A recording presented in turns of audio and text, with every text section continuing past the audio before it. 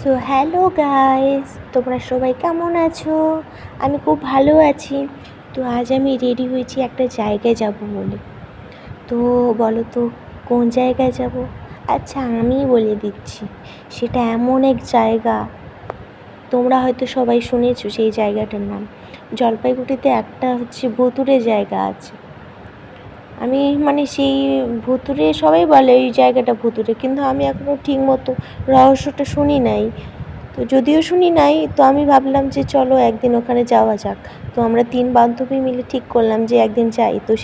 তো আজ আমরা 3 বান্ধবী মিলে তো সেই জায়গাটাই যাচ্ছি। দেখা যাক সেই জায়গাটা কেমন, সেখানে আজও ভূত আছে কি না। তো আমরা 3 জনেই সেই পথে রওনা দিলাম, হেঁটে হেঁটে যাচ্ছিলাম। আমাদের হোস্টেল থেকে কাছেই ছিল।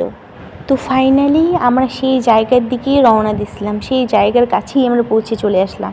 এই যে দেখো, সেই রাস্তা দিয়ে যাচ্ছিলাম, এই যে আশেপাশে যে দেখছো বিল্ডিংগুলো, সেখানে একটা মানুষ নাই, একটা মানুষ ছিল না।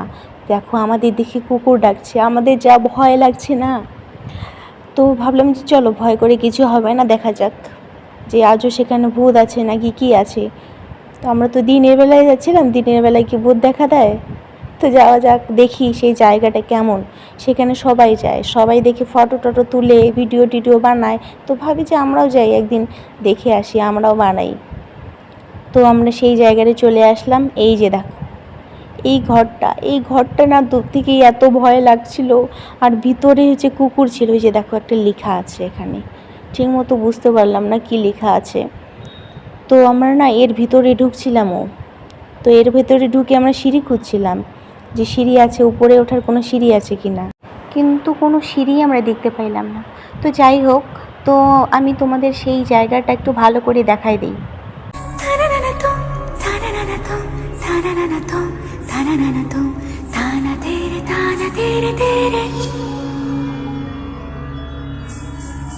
আমি যে তোমার,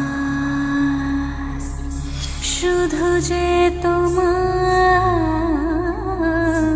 তো আজকের ব্লগটা এখানেই শেষ। তোমরা সবাই ভালো থেকো। তো দেখা হচ্ছে নেক্সট কোনো ব্লগে। টাটা।